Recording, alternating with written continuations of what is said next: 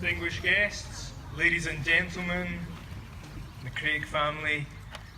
The village welcomes you here this afternoon as we come to commemorate the Victoria Cross awarded to a son of our village. And so we gather in celebration and thanksgiving. The rain, we hope, will stay away. If the rain comes, the speeches will be shorter. But in the meantime, welcome. I'm going to invite Stuart.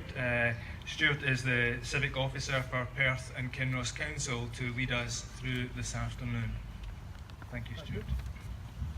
Lord Lieutenant, Provost, ladies and gentlemen, I now call upon Second Lieutenant Julian von Niehammer from the Royal Highland Fusiliers to read the citation. Thank you.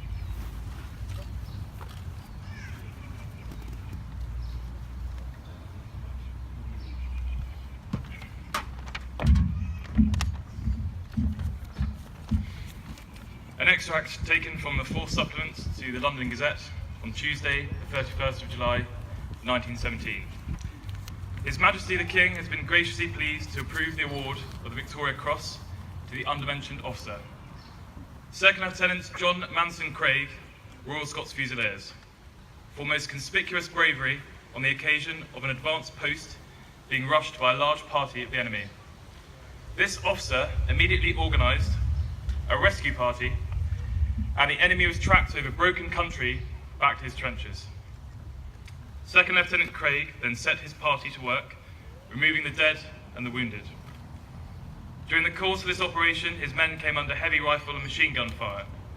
An NCO was wounded, and the medical officer who went out to his aid was also severely wounded.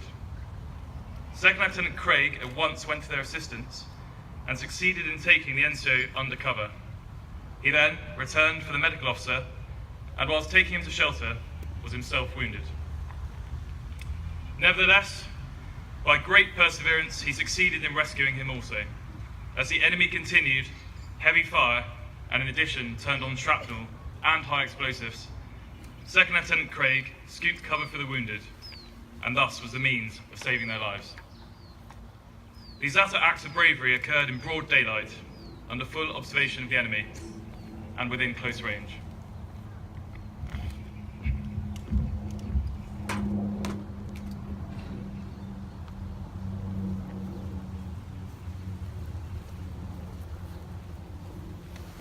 Thank the Lord Lieutenant, Provost, Perth and Kinross for the unveiling.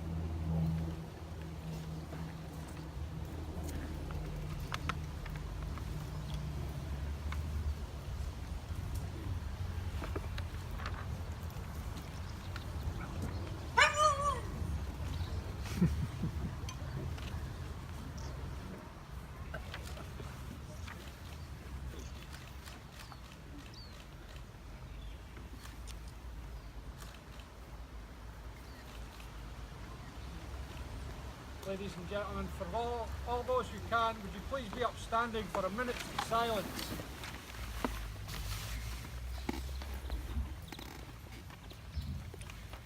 John Manson Craig, who was known as Jack, was born on the 5th of March 1896 at Invergeldy.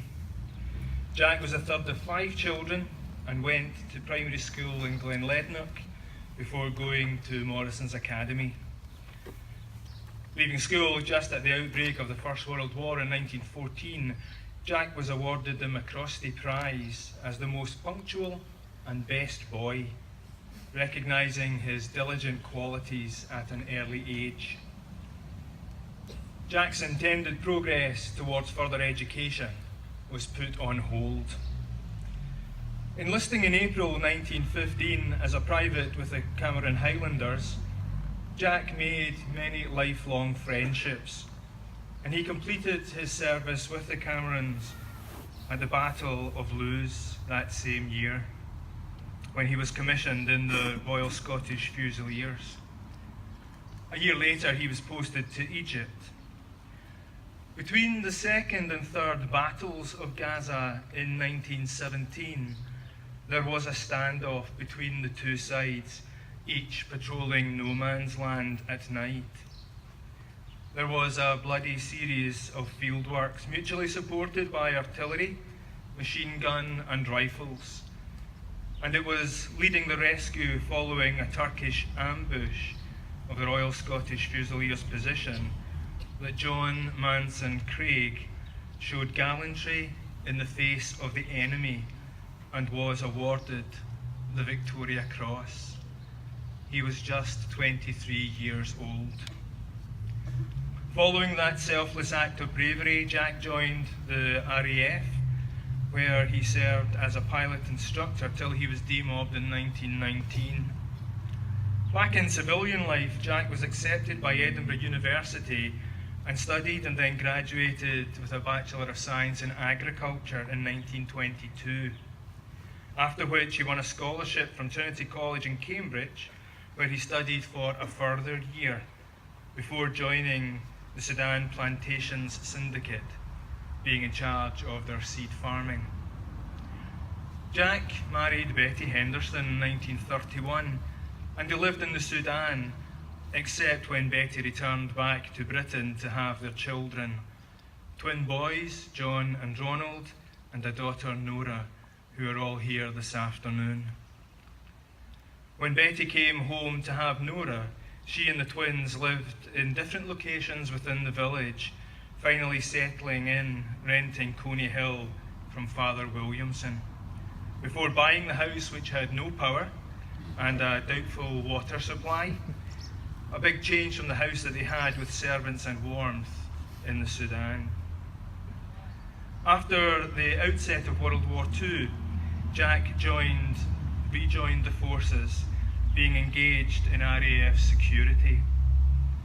Information of Jack's wartime activity is sparse, but one unpleasant duty he had to deal with was extremes of unruly behaviour by off-duty bomber crews.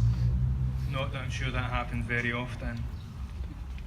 It had been found that asking Jack to deal with them was the best way, because an officer with good war medals and a First World War wings was much better than Dad's army type of people. During the war, Coney Hill had a telephone installed for incoming calls only. Jack arrived to stay incognito for an undisclosed period and with no ration book. This nearly gave rise to a divorce. He stayed for 3 weeks before getting a phone call requiring him to meet Molotov, who was arriving from Russia, landing at Teeling Airfield in Angus. And Jack escorted him to meet Churchill in London and then onwards to meet Roosevelt. After the war was over, Jack decided not to go back to the Sudan.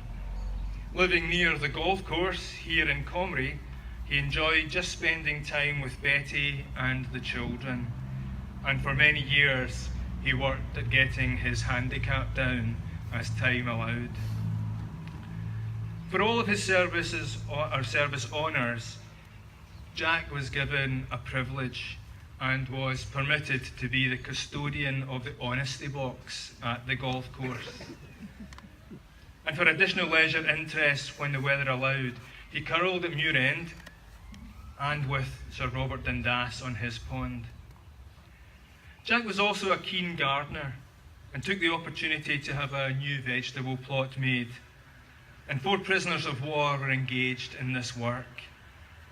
And he was particularly keen on his dahlias and chrysanthemums and sweet peas. Jack was very much a family man, visiting his mother with the family, walking along the railway line to Viewfield, where she lived. He was very close to his sister Margaret, and Ronald and John have fond memories of holidaying there with their dad, and at the home in Ayr, with the paddle steamer trips from there up the Clyde coast. In all references to John Manson Craig, in obituaries and letters and conversations with his friends and those who knew him, all agreed that Jack was a modest and generous man. And Jack died in February 1970. On behalf of Jack's family, I've been asked to say how much they have always appreciated the interest and kindness shown by the village to their father from the time he was awarded the Victoria Cross and beyond.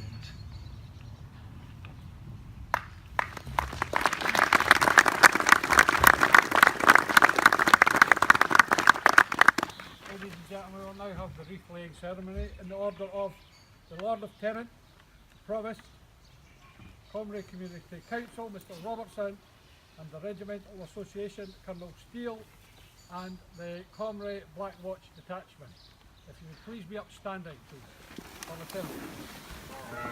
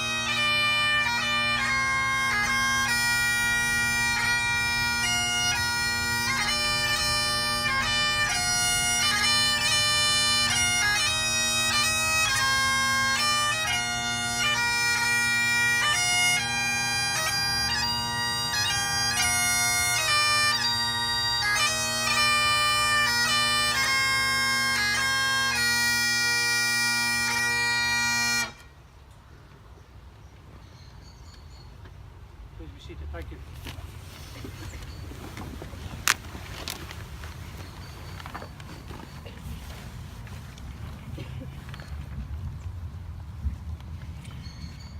Before we come to the close of our ceremony this afternoon, I'd like to firstly offer thanks to Fiona Davidson. She's not expecting this at all, but Fiona has been very much our local person behind all of the arrangements, together with Christian Campbell. And we want to thank you very much for all that you have done. But we do have some official duties that we'd like the young ones to perform.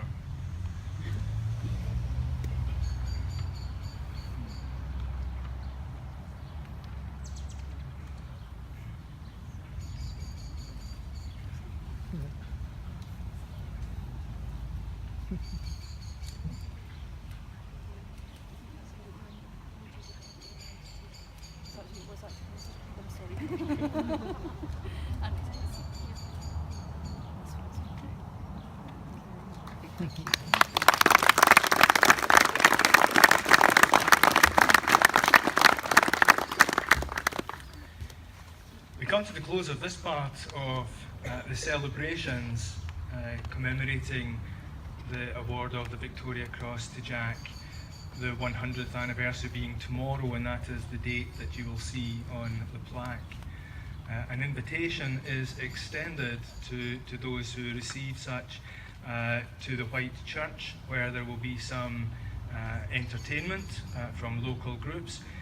Where possible, we've tried to involve as many local groups within the village, from the youngest of groups through to the most senior of groups. So it is good to see so many people here today, invited as part of a group or individually because of prominence within the village and the work that you do quietly behind the scenes.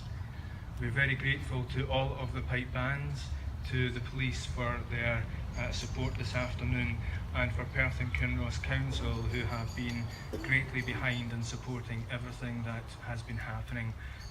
Thank you so much, one and all. But we prepare ourselves to go from here. For those who are able, we are going to walk, I think, rather than parade, walk to the White Church to enjoy the remaining of the festivities. Thank you very much. Thank you.